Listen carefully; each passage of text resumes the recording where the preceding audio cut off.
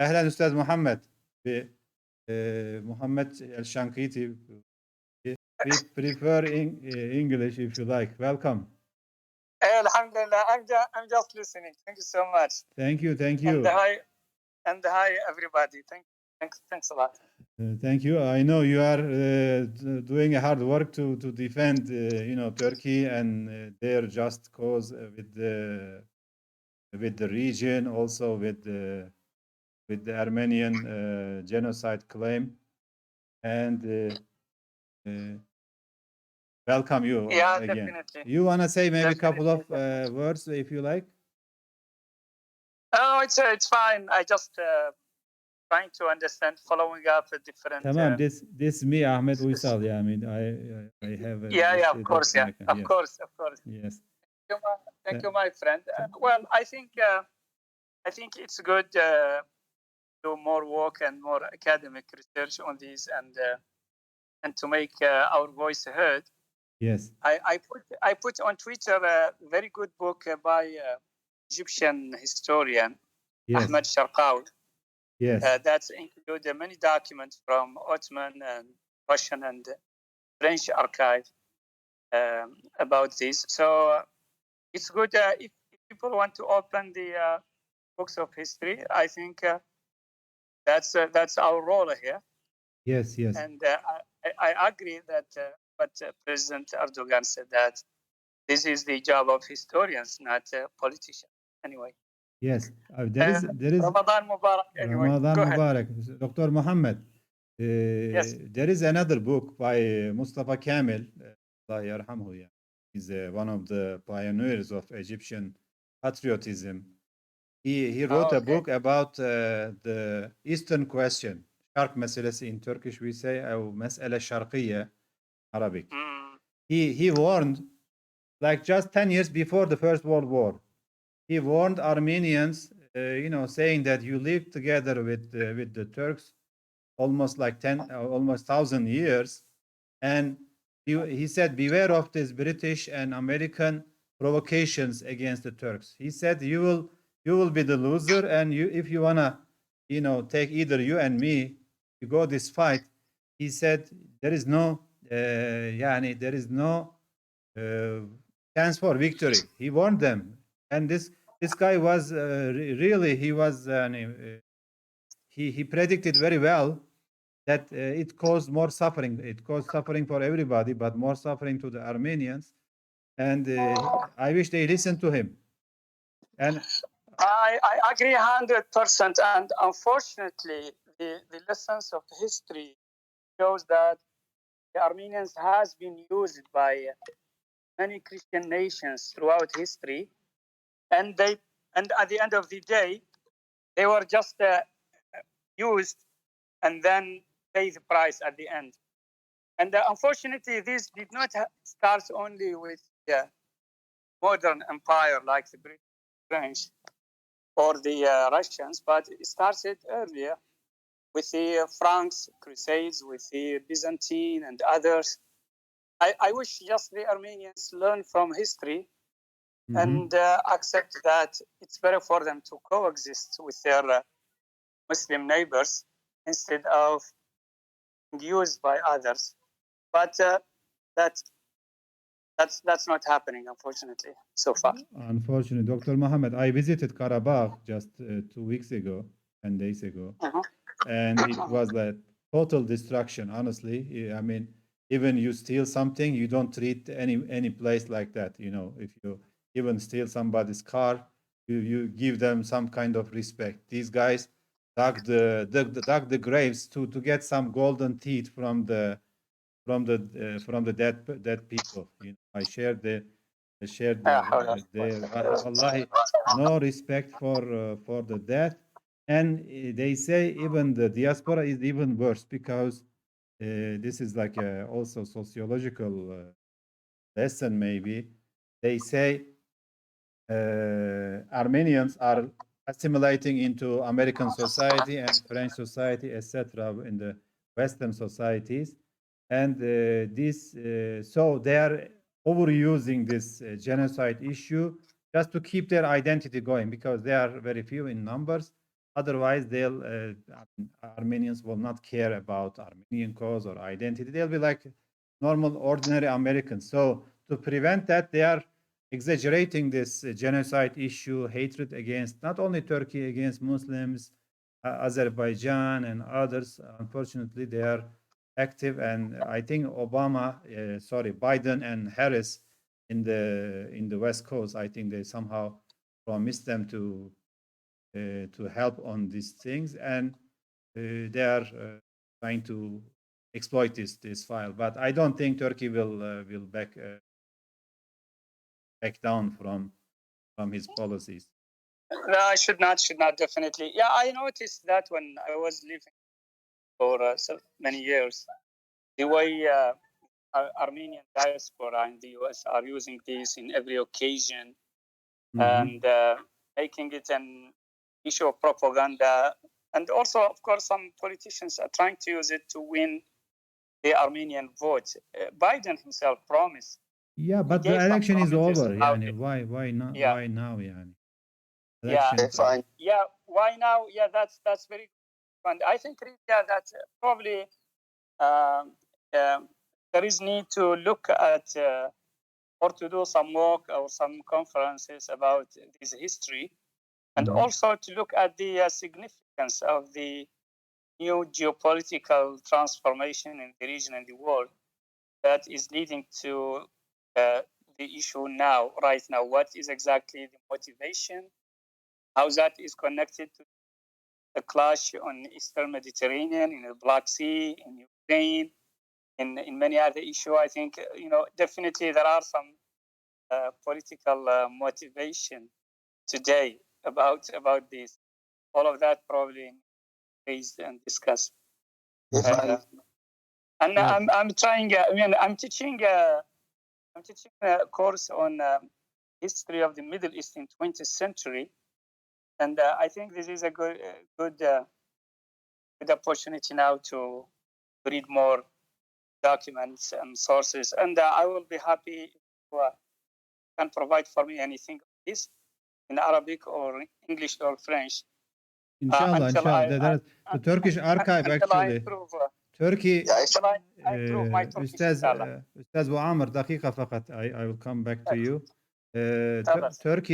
Turkey offered to open the archives, all archives, Russian archives, and Turkish and French, and even the Armenian archives, to discuss, what is the real nature of this conflict.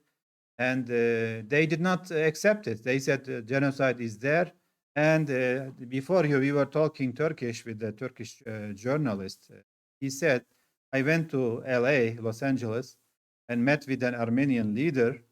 He said, there are in the Armenian archive, they have the list of how many people they killed and what they did, the reports they have. And he said, there is, but this is like a private archive.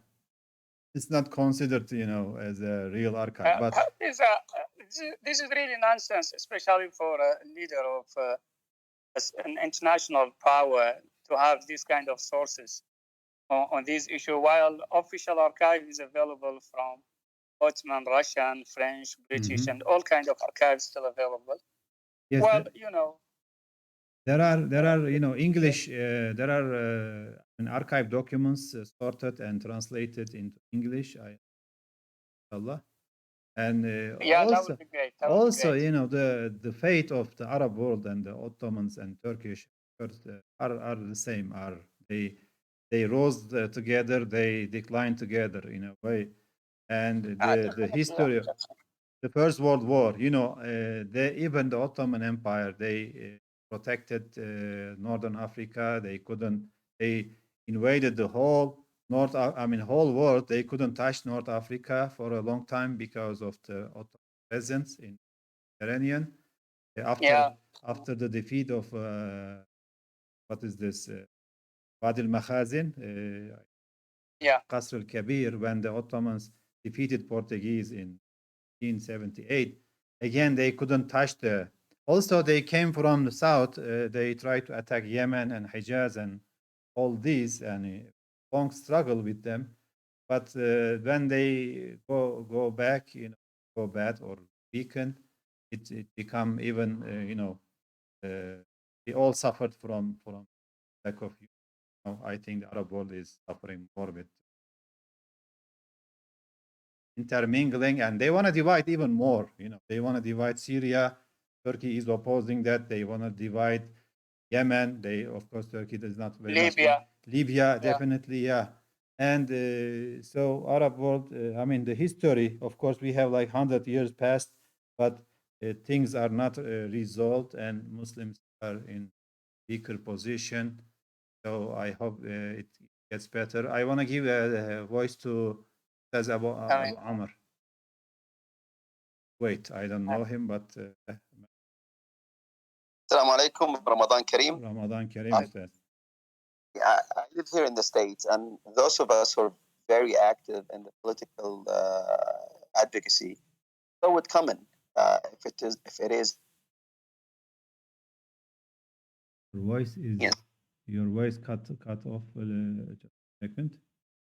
Okay. Go ahead. If it wasn't Biden, it would be somebody else, because the Armenian lobby done an amazing job infiltrating the Democrat. If you go to California, you could see that clearly. And we saw that happening whenever the Azerbaijani community marched the streets in Los Angeles protesting the aggression by the Armenian. Now, there are certain things for us Muslims that we can't do much about. Joe Biden could declare this to be a genocide. Doesn't want to listen to historians. What I'm having problem with is the lack of a successful PR by the Turkish government. Every time we travel to Turkey, we keep telling them that there is a need for a successful lobby, a successful PR, because if you talk to an average American who does not know much, he only knows one narrative, and that's the narrative, the fake narrative by the Armenians. Movie that was produced, that plays in Netflix.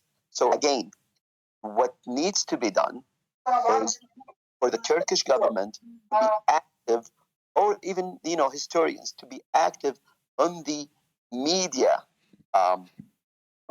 front. Somehow, that seems to be what drives so many people in this country.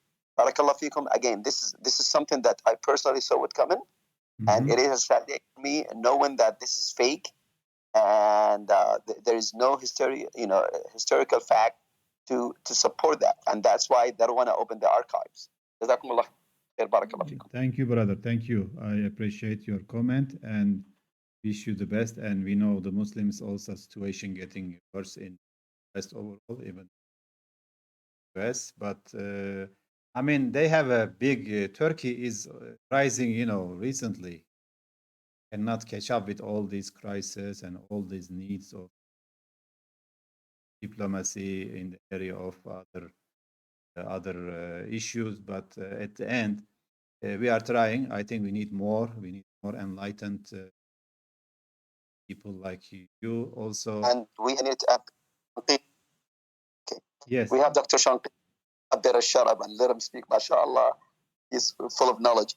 I think, knowing the fact that as of now there's some sort of a rift between some Arab countries, Egypt, the Saudi government, and the Emiratis. For the Americans, they saw this as the best time, because they're going to have the backing, or they won't have the opposition by some of these governments on declaring this. So that is something we should also consider. Yes, true. And a good incident from history. When British invaded Egypt, also after they invaded Egypt, they changed their policies into more destructive toward the Ottomans. But they made, with the British rule in Egypt, they made Nubar Pasha, Armenian Nubar, as the prime minister of Egypt. And this Nubar Pasha, which Egyptians called Gubar Pasha, yani dust or toast, they say, he signed the division of Sudan from Egypt, and they surrendered Sudan to the British, more direct rule. And I mean, there is a connection with the Armenian coast. They also gathered these Karabakh areas because I saw them. They don't have enough they don't even have enough population to settle in these Karabakh territories, but they invaded anyway. But they, after the Syrian crisis, they settled these Syrian Armenians mostly in these territories, but it wasn't enough. It was mostly empty. But during the war also, they gathered Armenians from all over the world against Azerbaijan when they tried to liberate their territories. I've seen pictures of Iraqi Armenians, for example, going to Karabakh. They gave picture of we are going to protect Karabakh and other areas from Lebanon and Syria. So there is a Middle East connection, and they are also generally active Arab unit. Yes, any more comments?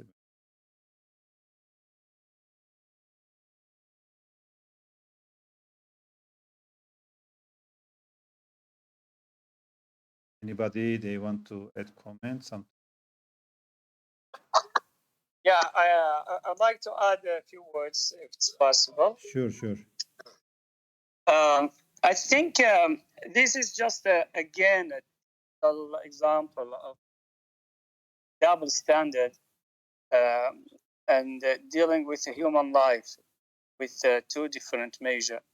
And it's clearly Muslims' life, whether World War I or today, still seen as less valuable and less important than the life of others.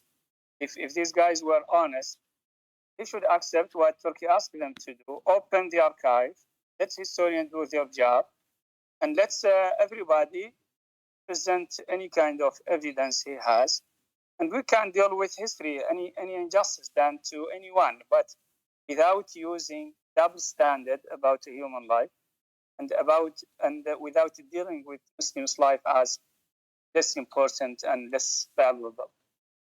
We know that in World War I there are plenty of victims and suffering from all people, especially people of the region that was infiltrated by the imperial powers. But this can be documented with honesty and spirit of reconciliation. Unfortunately, this is just again a typical example of what Quran teaches us about تطفيف. ويل للمطففين الذين إذا اكتالوا على الناس يستوفون وإذا كالوهم أو وزنوهم يخسرون. So they want to raise their dead and they want to look at Muslim suffering and victims as non-important at all. A friend of mine, I remember an American friend of mine a long time ago in a conference in Pennsylvania, he said, people in the Islamic world believe that America doesn't believe in a human right. He said, no, that's not true. America believes in a human right, but it has a problem about definition of a human. I mean, who is a human? Who is included in humanity? That's the American problem. That's the Western problem. And what we are talking about is, again, just a classical example of this. And I think it's the responsibility of Muslims at the end of the day to defend themselves, to defend their history, their memory, and their lives and their place in humanity, and not to accept to be excluded from humanity. Thank you. Thank you, Mr. Dr. Muhammad. أستاذ محمد من عمان. تفضل إن شاء الله.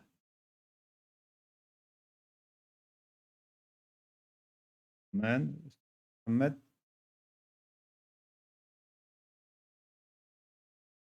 Maybe he just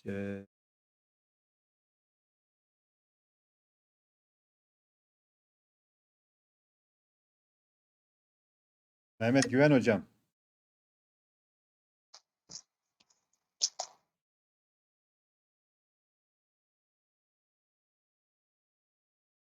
Can hocam.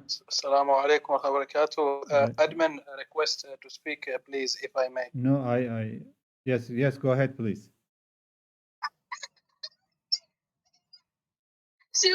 Ustaz Muhammad. Ustaz Muhammad, you are active now. Open the mic. Then تفضل.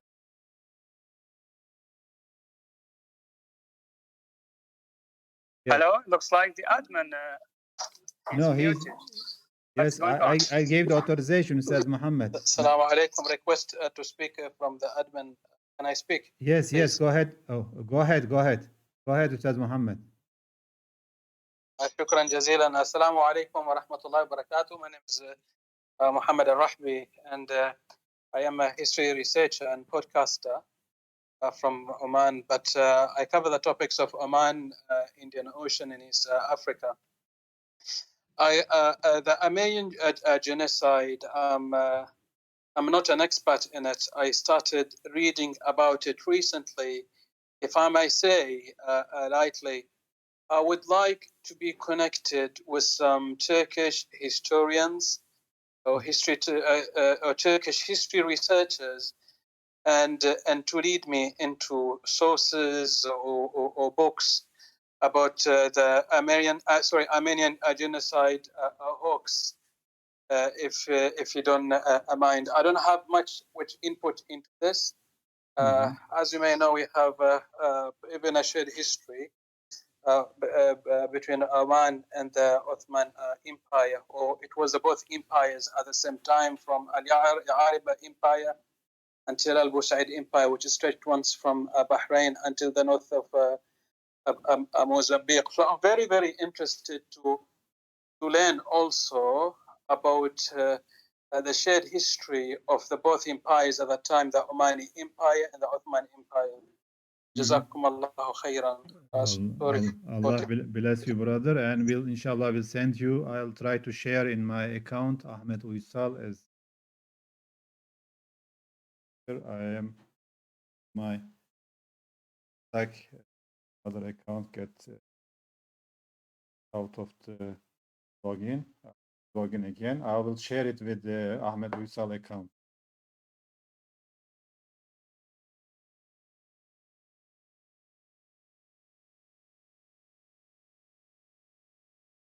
And there are a lot of documents actually in the Ottoman archive, and Ottomans they did a good job in keeping the records, and we can you can reach them. I'll share some of the English publications.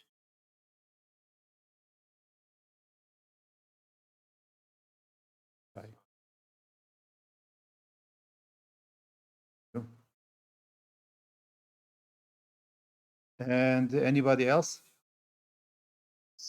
Yeah, assalamu alaikum. Alaikum salam. I just want to give some comment to Mr. Buomar because he said it's all about the lobbies in the United States and Armenians' lobbies in the United States, that they are very strong. Actually, maybe they are strong, but I don't agree with that because it's all about politician issues, actually. They are attacking us by political, and they had, as Mr. Muhammad says, they have double standards in the West against Muslims in general, and of course against Turkey especially, because right now, alhamdulillah, we are strong somehow according to the other Arab countries or the Muslim countries maybe. So I don't think it's only about the lobbies, if we are strong in the United States or not, and I don't.